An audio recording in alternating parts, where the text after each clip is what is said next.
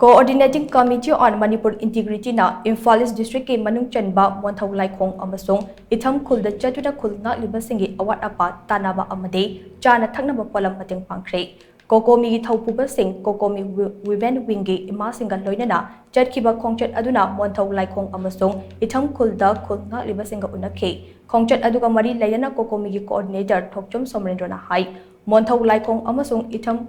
Khul ase kuki Khul singa thangnana leiba yamna khudong thiningai oiba Khul ngaktane Monthou Laikhong hairiba Khul asigi yum sing mai thabi khiba amadi thudek pi khiba dagi lanjena khiba sing hanjin laklaga leiba ngamnadre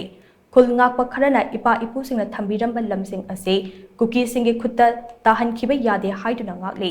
masida supnage taruk suba MR personal kunna saba platoon amana mateng pangle Ithamgi oinaso Khul ngakpa kharaga ima ibil singana Khul ase ngaklakhibane State Force masing yamdabana kugi militant singna Khul sing asida landarakpa ngambane Monthou Laikhong amasung hana resettlement janaba Itham Khul so makha tana landarakpa ngamdanaba State Force masing hengathanba mathau tai matam aduda miyam ase tangdu laitana hingba fangani haina magna phongdokhe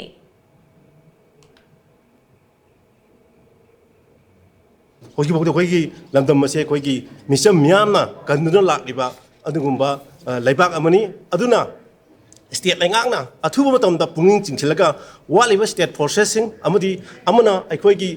alert oiba jaga singdadi akoi khangna koini masi manipur lairiba tongan ba lupsingi lairiba bharanti village bharanti asina changchilaga akoi khungang singje kalaudragadi akoi amona koi khungang kanmanga moi koina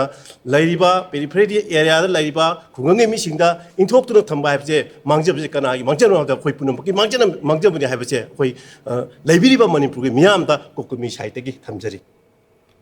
Monthou Laikhong Village Authority ke President Laishram Bimolna Hai Khul asigi yum marifu humdoi ku ke militant singna yum mai thadok piramba thudek piramba dagi laifam leitabana khunda sing laifam leitana leire yum sing asi sanabagi mathok taba document sing DC Imphal East da pikhat khiba amadi survey tawram khiba leikrabani adubu yum sanaba pirakadaba sel thadok tabana yum saba ngamdabada laifam leitabana nupa sing lamhang da yarek pagumna leklaga Khul ngakli Laingak na piba cheng hawai kharat charaga hingba yabatate nung laingoi kolaga sel talamba aduso kuki militant singna nanda silakpadage changlaga thabak suba yadre punsi ase hingli haiba khaktangai de